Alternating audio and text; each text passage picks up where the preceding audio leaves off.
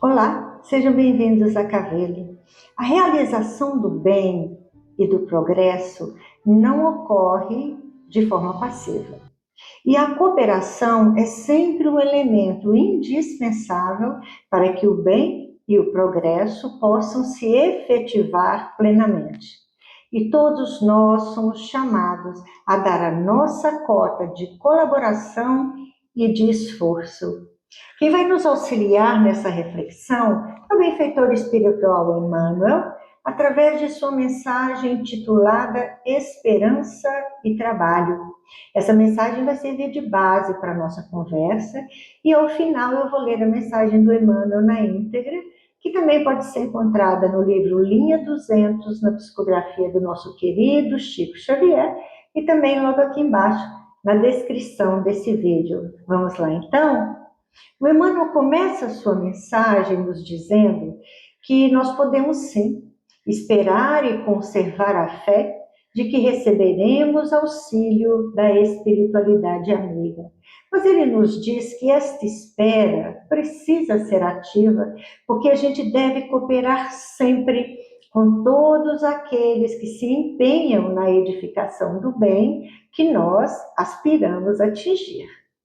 Então, Emmanuel nos diz que nessa forma de intercâmbio permanece o trabalho entre os obreiros domiciliados na espiritualidade e aqueles que ainda nos encontramos no plano físico. Ou seja, o Emmanuel nos fala sobre essa interdependência que existe entre os diferentes planos da existência e, consequentemente, sobre a necessidade da colaboração contínua para a construção do bem. Então, a ideia central que o Emmanuel nos traz nessa sua mensagem é que a espera e a fé não significam passividade, porque espera e fé devem sempre ser acompanhadas de cooperação ativa com todos aqueles que buscam construir o bem, já que a concretização de aspirações positivas vai requerer, nesse caso, ação conjunta e engajamento. Por isso, Emmanuel nos explica que essa cooperação acontece como um intercâmbio, ou seja, como um trabalho conjunto entre os obreiros que estão no plano espiritual e nós que ainda nos encontramos aqui no plano físico. Esse trabalho conjunto que o Emmanuel nos fala sobre ele, indica que a ação da espiritualidade, assim como as nossas ações, não se restringem a uma única dimensão. Um exemplo é a oração intercessória. A gente faz uma oração aqui no mundo físico, ressoa no mundo espiritual, a espiritualidade amiga responde à nossa súplica. Por isso, Emmanuel enfatiza que o papel dos mensageiros da espiritualidade é nos auxiliar de forma sempre positiva em ações construtivas e enobrecedoras no mundo. A gente nunca trabalha sozinho quando a gente está servindo na seara do bem, porque o bem se faz junto. Os mensageiros do mais além estão sempre trabalhando junto conosco, abençoando, apoiando, inspirando e até complementando o nosso trabalho, porque eles estão junto de nós, por nós, e nunca nos deixam trabalhar sozinhos. Eles estão sempre nos auxiliando. Mas o Emmanuel nos chama a atenção para um fato que é fundamental para que este auxílio da espiritualidade possa encontrar apoio no esforço de base dos companheiros, nós que ainda estamos aqui na Terra. Ou seja, nosso orientador espiritual está reforçando a ideia de que a iniciativa e o trabalho concreto aqui no plano físico vão ser essenciais para que a ajuda espiritual possa se manifestar de maneira plena. Então, Emmanuel traz alguns exemplos para que a gente possa entender essa interdependência e necessidade de colaboração mútua. Ele diz assim: o professor ministra o ensinamento, o aprendiz traz os valores da atenção para fixá-lo. O musicista transmite a melodia, o instrumento propicia condições para isso. O arquiteto traçará o plano do edifício, o construtor ajustará os agentes adequados, a concretização que lhe corresponde. O inventor formará o carro que facilite a condução, o usuário saberá manejá-lo segundo os princípios que lhe regem a estrutura. Nosso orientador espiritual utiliza de analogias muito claras e bem didáticas para ilustrar esse princípio de colaboração fundamental e da interdependência entre criador e emissor, receptor e executor. Em cada exemplo que o nosso benfeitor nos trouxe, a gente pode perceber que existe uma ação inicial de quem ministra, transmite, traça, forma alguma coisa ou algo, e uma ação complementar e indispensável de quem recebe, fixa, propicia, ajusta ou maneja essa coisa. Então veja, em cada par de sentenças exemplificativas que o Emmanuel nos traz, ele vai reforçar a ideia de que um propósito, no caso, ensinar, tocar, construir, locomover, só é plenamente atingido quando há uma contribuição recíproca e harmoniosa entre as partes envolvidas. Vamos pensar juntos. Professor e aluno. O professor é que tem o conhecimento para ensinar, mas o ensinamento só se fixa e só se torna efetivo através da atenção e da disposição do aluno. Sem a atenção do aprendiz, o ensinamento não vai se completar. Musicista e instrumento.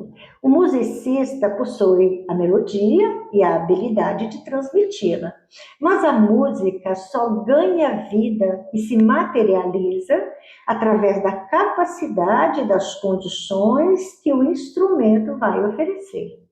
Ou seja, o instrumento é o meio essencial para a expressão da arte. Arquiteto e construtor. O arquiteto vai idealizar e planejar o edifício, mas a construção em si vai depender da execução e do ajuste pelos recursos do construtor. Ou seja, o edifício vai permanecer abstrato, só no plano dos pensamentos, sem a ação concreta de quem o erga. Inventor e usuário. O inventor cria e projeta um objeto. O Emmanuel traz o exemplo do carro, para uma finalidade, né? A condução de algo ou de pessoas. Mas a utilidade e o funcionamento adequado deste carro vai depender, sim, do manejo correto por parte do usuário, que vai precisar compreender os princípios para lidar, para poder manejar, para poder dirigir esse carro. O nosso orientador espiritual nos ajuda, então, a compreender que a ideia, a criação, o impulso inicial precisa de uma resposta para que o seu objetivo seja alcançado plenamente. O que o Emmanuel está nos propondo é uma reflexão muito profunda sobre a existência de uma cadeia de interdependência, onde um elo é tão importante e fundamental como o outro para a realização completa de uma tarefa, de um trabalho. Ou, em outras palavras, o que Emmanuel está querendo nos dizer é que possamos nos responsabilizar pela parte que nos cabe realizar no trabalho conjunto com a espiritualidade amiga na construção do melhor, do bem e do progresso. Emmanuel nos diz que essa interdependência e necessidade de cooperação ocorre igualmente nas áreas da natureza. E ele nos traz também alguns exemplos. Ele diz assim: o lavrador recebe a semente pronta, destinada à germinação, mas ele é chamado a oferecer à semente o refúgio e cuidados no solo. Da mesma maneira, a força elétrica espalha facilidade e reconforto no mundo, entretanto, quem quiser os benefícios da força elétrica vai precisar utilizá-la com disciplina. Agora vamos pensar juntos também nesses exemplos que o Emmanuel nos trouxe em relação à natureza. Lavrador e semente. A semente já possui em si o potencial para germinação. O Emmanuel diz, ela já está pronta. No entanto, esse potencial só vai se concretizar se o lavrador cumprir o seu papel essencial de prover o refúgio e os cuidados necessários à germinação da semente. A natureza, então, oferece a matéria-prima e o potencial, mas a intervenção e o trabalho humano são fundamentais para que o ciclo da vida se complete e produza de maneira plenamente. Força elétrica e usuário. A força elétrica, por sua natureza, espalha facilidade e reconforto, como Emmanuel nos ensina. Ou seja, ela tem em si, ela traz em si um poder intrínseco de beneficiar. Contudo, para que esses benefícios sejam usufruídos, há uma condição. O usuário precisa resguardá-la com disciplina e proteção. Isso implica em responsabilidade e respeito às leis que a regem, que a gente pode pensar em segurança, instalações adequadas e uso consciente. Sem essa contrapartida, o potencial benéfico da força elétrica pode se perder ou até se tornar perigoso. Em ambos os exemplos que o Emmanuel nos dá, a natureza, como semente e força elétrica, oferece um potencial ou um recurso, mas a sua materialização e utilidades plenas vão depender diretamente da ação, do cuidado, da disciplina ou da proteção daqueles que a utilizam. E Emmanuel nos lembra que a esperança é força nos caminhos da alma, é luz dos caminhos da alma, é força para as melhores realizações, é ânimo para a aquisição do progresso e é alavanca na sustentação da paz. Porém, ele vai nos alertar que para alcançar os fins que se destina, é imperioso que a gente não a deixe sozinha em sua função de apoio, e sim que possamos colaborar com ela na execução do melhor a realizar, atendendo a parte de serviço que nos compete fazer. Nosso orientador espiritual nos lembra o papel da esperança em nossas vidas, que é iluminar, impulsionar e sustentar. Mas ele faz essa ressalva. A esperança, por mais poderosa que seja, não age sozinha. Para que a esperança realmente cumpra seus objetivos, é imperativo que a gente não a abandone em sua função de apoio. Devemos, então, colaborar ativamente com a esperança, executando a parte de serviço que nos compete fazer.